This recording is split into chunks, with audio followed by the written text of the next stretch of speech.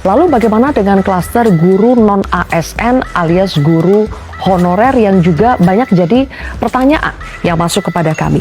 Pak Lalu, kepastian nasib 237.196 guru honorer yang sudah terdata Dapodik, itu data pokok pendidikan hingga 31 Desember 2024. Mereka juga memiliki Serdik, ya, sertifikasi pendidik, dan NUPTK, nomor unik pendidik dan tenaga kependidikan.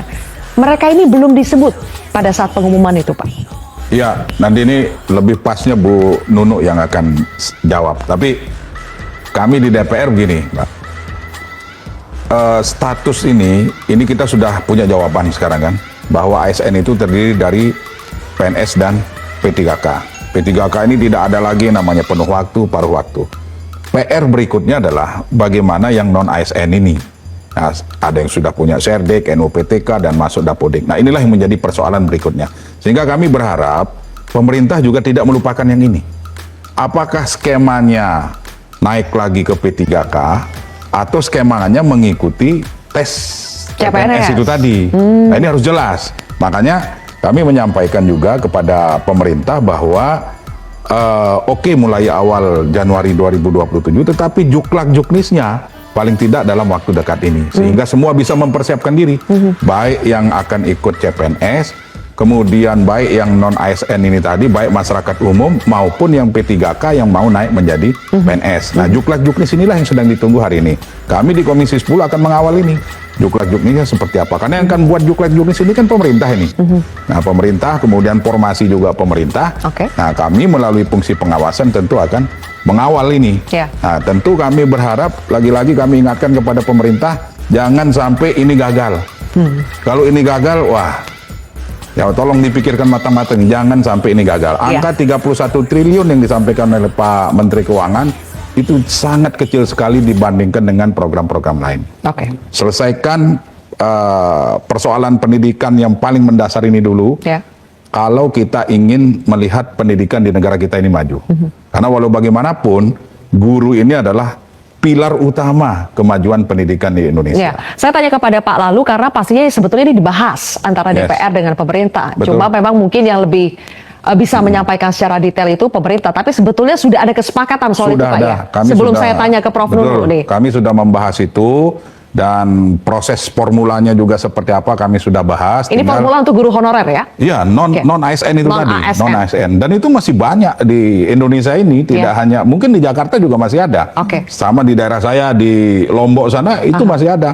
Masuk Dapodik, Serdiknya ada, NUPTK-nya jelas, tetapi tidak tergolong di dalam paruh waktu. Bahkan ada juga yang kategori ini itu sudah belasan tahun, dan lagi-lagi kepentingan politik itu tadi.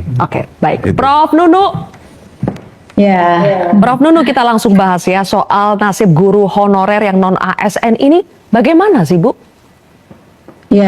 Saya mau meluruskan data dulu ya, Mbak Zilvia. Jadi angka yang sekarang per Mei 2026 itu guru non ASN yang terdata di Dapodik itu jumlahnya 172.323, karena kan sebagian sudah pensiun ya, dan sudah ada yang berubah status menjadi paruh waktu saat itu. Jadi 172.323. Kita punya formasi yang terbuka untuk umum itu 464.856, itu untuk yang formasi Kemendikbudrismen.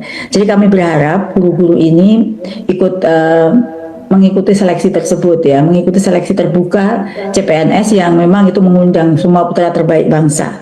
Bukan hanya salah satunya yang bisa ikut adalah guru non ASN itu, kemudian ada lulusan PPG Prajabatan dan lulusan S1 D4 yang memang punya panggilan jiwa untuk menjadi guru dan mempunyai panggilan hati, yang punya semangat untuk memajukan pendidikan di Indonesia. Jadi itu. Dan nanti jika mereka tidak lolos dalam seleksi CPNS, pada dasarnya mereka masih bisa mengajar. Karena kita penyelesaian status pemenuhan 529.000 guru itu bertahap. Kita tahu bahwa seleksi CPNS itu tidak mudah, sehingga sampai penuntasan itu mereka masih bisa mengajar. Tetapi kami berharap mereka semua, jadi perhitungan formasi 529.000 seluruhnya dengan Kemenak, dan 464.856 yang dari Kemendikbudrismen itu memperhitungkan ya, salah satunya adalah formasi atau posisi yang sekarang diduduki oleh guru non ASN itu kita hitung sebagai formasi kosong. Itu adalah 172.323 plus kekosongan guru, itu angka yang sebenarnya adalah 224.454. Kemudian jika nanti ada guru yang diangkat jadi kepala sekolah, pengawas sekolah, itu jumlahnya kurang lebih 66.900-an, dan ada juga kebutuhan guru SNT atau Sekolah Nasional Terintegrasi 1.147. Jadi formasi yang sekarang diduduki oleh guru non ASN sudah kami perhitungkan sebagai formasi CPNS. Saya menghimbau guru-guru bersiap untuk mengikuti seleksi ini. Jadi Bapak Ibu ini kan masih muda, sebagian besar muda Mbak. Jadi karena yang P3K itu sejak 2021 itu sudah kami afirmasi umur, afirmasi pengalaman, itu hampir semuanya tuntas. Sehingga yang masih tersisa ini yang muda-muda. Contoh Bu Sinta saja baru 4 tahun jadi guru non ASN, berarti masih muda kan. Kurang lebih seperti itu. Jadi kalau di data kami memang ada yang di bawah 35, di atas 35, tapi lebih besar yang di bawah 35 Mbak. Oke. Sebentar ya Prof Nunu ya, biar tegas, berarti yang 172.000 menurut data tadi Ibu sebutkan guru non ASN itu mereka juga akan berkesempatan untuk mengikuti seleksi terbuka CPNS sama seperti yang P3K penuh waktu tadi Ibu ya. Sama-sama ini ya, bareng-bareng bisa melakukan seleksi terbuka tes CPNS tahun 2027. Nah, betul. Itu kan kita tahu Bu ya, biasanya kalau seleksi CPNS ada batas usia. Setahu kami 35 tahun maksimal dan bisa lebih dari 35 tahun untuk jabatan tertentu. Tapi yang seperti dokter dan lain-lain. Kalau untuk guru itu 35 tahun. Berarti kalau yang di atas 35 tahun bagaimana Bu? Ya, terkait dengan ketentuan seleksi, mekanismenya dan lain sebagainya itu ada di Kemenpan. Jadi apakah nanti akan ada mekanisme seleksi yang lain, itu kita tunggu saja. Tapi intinya adalah di Kemendikbudrismen itu tugasnya adalah memastikan bahwa 529.000 itu terisi, 172.323 itu berkesempatan mengikuti, 908.000 itu berkesempatan untuk berproses mengikuti seleksi P3K menjadi PNS, dan guru paruh waktu tahun 2027 semuanya beralih status menjadi penuh waktu.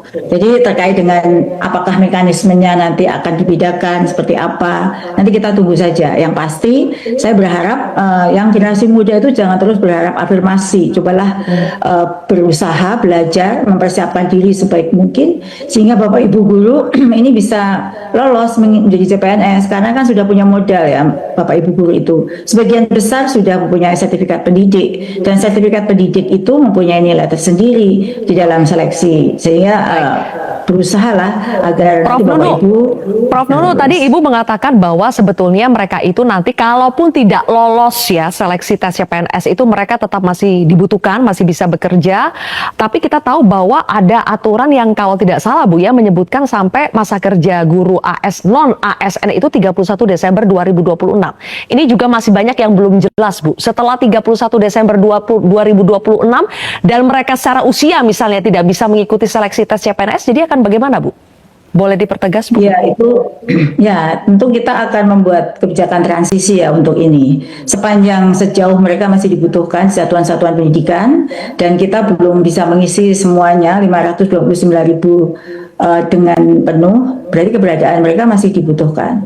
Sebagai contoh, karena 529.000 itu 172.323-nya adalah yang sekarang guru non ASN yang ada di satuan pendidikan. Artinya kalau itu belum terpenuhi, berarti kan mereka masih dibutuhkan, Mbak. Tentu kita memerlukan apa yang tadi Pak Lalu sampaikan, itu keputusan yang sifatnya transisi untuk mengisi kekosongan kebijakan pada tahun 2027 ini. Dan itu seperti apa memang kita belum diskusikan kembali. Nanti jika sudah siap akan kami sampaikan. Baik. Kalau begitu terakhir ya sedikit saja Bu Nunu sebelum kita pamitan sama Bu Nunu, ini saya ingin tanya satu lagi. Untuk tadi kan seleksi terbuka ya Bu untuk tes CPNS. Apakah artinya misalnya guru honorer yang sudah mengabdi belasan tahun Bu, mereka sudah menjadi guru honorer belasan tahun, tapi karena urusan teknis seperti syarat usia akhirnya tidak bisa ikut tes CPNS, apakah tidak akan ada semacam kemudahan atau jalur lain atau bagaimana Bu? Ya, kalau untuk seleksinya kan syarat, prosedur, pelaksanaannya kan bukan dari Kemendikbudrismen yang menetapkan ya Mbak. Tadi siang, sore baru dibahas ya kira-kira seperti apa mekanismenya, tapi belum tuntas. Tapi tentu pada prinsipnya kami dari Kemendikbudrismen sangat berharap guru-guru yang sudah mengabdi ini mendapatkan posisi terbaik ya, status yang paling tepat begitu ya. Terkait dengan syarat menjadi CPNS, perubahan status itu semua diatur mekanismenya oleh KL lain yang berkolaborasi dengan Kemendikbudrismen. Intinya ya saya berharap guru sekarang dengan status apapun yang paling tidak P3K itu adalah hasil perjuangan yang luar biasa berat. 2021 hingga sekarang mereka sangat berjuang untuk mendapatkan status tersebut. Tentu dengan status yang dimiliki ya saya berharap mereka berkinerja sebaik mungkin memberikan layanan pendidikan terbaik untuk anak-anak kita. Biarkan juga kami akan berjuang dan tentu untuk itu para guru pun juga harus mempersiapkan diri untuk bisa lolos seleksi ini dengan sebaik mungkin. Ingat bahwa CPNS itu tidak banyak afirmasi sebagaimana waktu tes P3K. Baik, kalau begitu. Profesor Nunu Suryani, Dirjen Guru dan Tenaga Kependidikan Kemendikbudrismen. Terima kasih Prof sudah meluangkan waktunya bersama kami di Kontroversi hari ini. Pemirsa, kami masih ada satu segmen lagi seperti tadi.